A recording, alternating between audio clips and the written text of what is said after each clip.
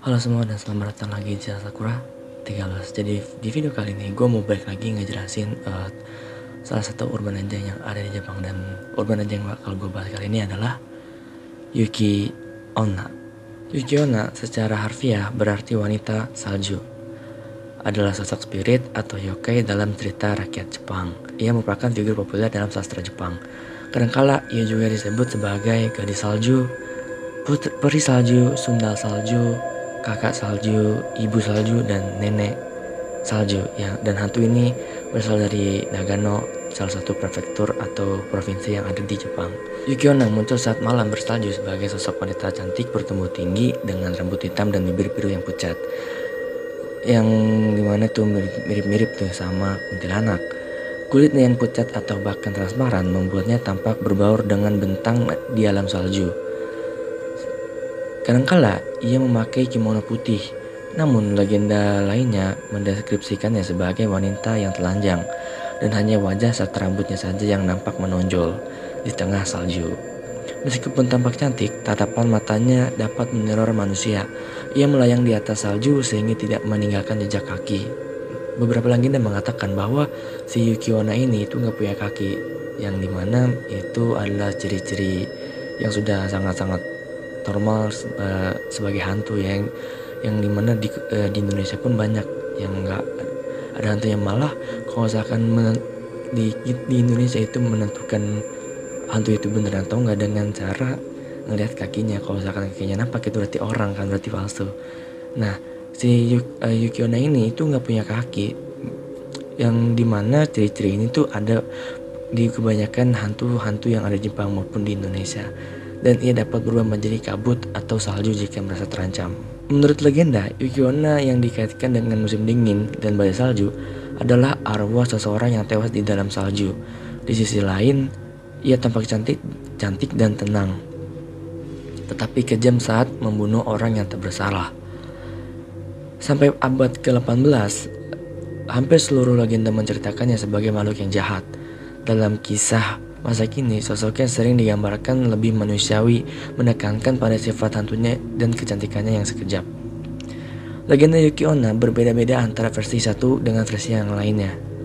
Dalam berbagai kisah, Yuki Onna menampakkan diri pada para pengelana yang terjebak dalam badai salju dan menggunakan hembusan nafasnya yang dingin untuk membekukan mereka sampai mati.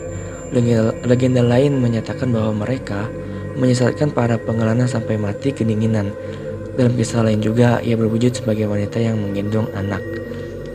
Nah, dari sekian banyaknya versi dari legenda si Yuki Onna ini, ada satu lagi nih, versi Lafcadio Hearn. Nah, untuk versi Lafcadio Hearn ini yaitu pada zaman dahulu ada dua penambang kayu yang bernama Minokichi dan Mosaku. Minokichi itu masih muda, sementara Mosaku itu ya udah berumur lah. Di suatu hari di musim dingin, mereka tidak bisa pulang sehabis menebang kayu karena terjebak badai salju.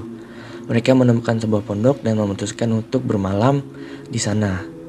Pada tengah malam, Mosaku terbangun dan melihat sosok wanita cantik berpakaian serba putih. Wanita tersebut menghembuskan nafasnya ke arah Mosaku sehingga orang tua itu tewas kedinginan. Setelah membunuh Mosaku, ia mendekati Minokichi untuk melakukan hal yang sama seperti tadi. Tetapi si Yuki Onna ini terdiam sejenak sambil menatap si Minokichi. Ia berkata bahwa ia hendak membunuh Minokichi, tetapi ia memutuskan untuk tidak melakukannya sebab Minokichi berwajah tampan dan masih muda untuk dibunuh. Wanita tersebut mengancam bahwa jika Minokichi menceritakan kejadian tersebut kepada orang lain, maka wanita itu akan membunuhnya. Beberapa tahun kemudian, Minokichi bertemu dengan gadis cantik bernama Oyuki. Yuki di sini berarti itu salju. Dan kemudian mereka berdua menikah. Oyuki adalah seorang istri yang baik dan mereka hidup bahagia serta memiliki beberapa anak. Mereka hidup sebagai keluarga yang bahagia selama bertahun-tahun.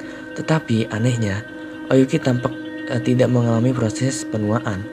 Pada suatu malam, setelah anak-anak mereka tertidur, Minokichi berkata kepada Oyuki bahwa tiap kali ia menatap istrinya lekat-lekat, ia teringat akan peristiwa yang aneh yang disaksikannya pada saat ia masih muda.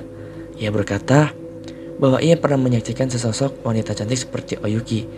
Ia tidak tahu apakah itu hanyalah mimpi atau sesungguhnya merupakan perjumpaannya dengan Yuki Onna. Setelah menyelesaikan penuturannya, Oyuki berdiri sambil marah. Ia mengaku bahwa wanita yang dilihat Minokichi sesungguhnya adalah dirinya.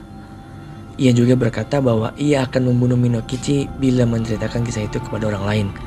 Bagaimanapun juga, ia tidak mampu membunuh Minokichi karena mempertimbangkan anak-anaknya yang sudah mulai tumbuh gitu. Setelah berpesan agar Minokichi merawat anak-anaknya, wanita tersebut meleleh kemudian lenyap.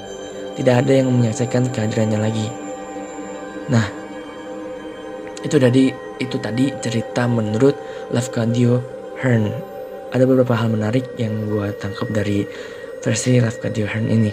Yang pertama itu si Yuki Onna-nya yang masih mandang fisik untuk membunuh seseorang. Selain kisah-kisahnya Yuki Onna yang menyeramkan ini, gue juga menemukan beberapa legenda lain yang dimana ini bergantung kepada sifat si Yuki Onna ini. Yaitu ada yang bilang bahwa Yuki Onna itu ada mirip-miripnya sama Succubus. Ya, suka menggoda manusia dengan berhubungan, entah itu dari ciuman atau sampai ke hubungan badan, dengan tujuan untuk menyerap energi kehidupan si manusia yang si Yuki Onna ini goda. Itu mirip-mirip ya sama Succubus gitu. Itu mirip-mirip sama Succubus. Nah, itu tadi cerita mengenai legenda urban Yuki Onna. Nah, masih banyak nih legenda urban yang gak kalah serem dari si Yuki Onna ini, dan gue bakal ngebahas itu semua di channel ini. Jadi buat kalian semua yang suka sama cerita-cerita serem atau cerita-cerita tentang legenda urban, kalian bisa subscribe channel ini dan ya aktifin loncengnya biar gak ketinggalan. Itu aja sih. Sekian dulu untuk video kali ini. Gue Randy pamit undur diri dan sampai jumpa di video-video selanjutnya. Good night.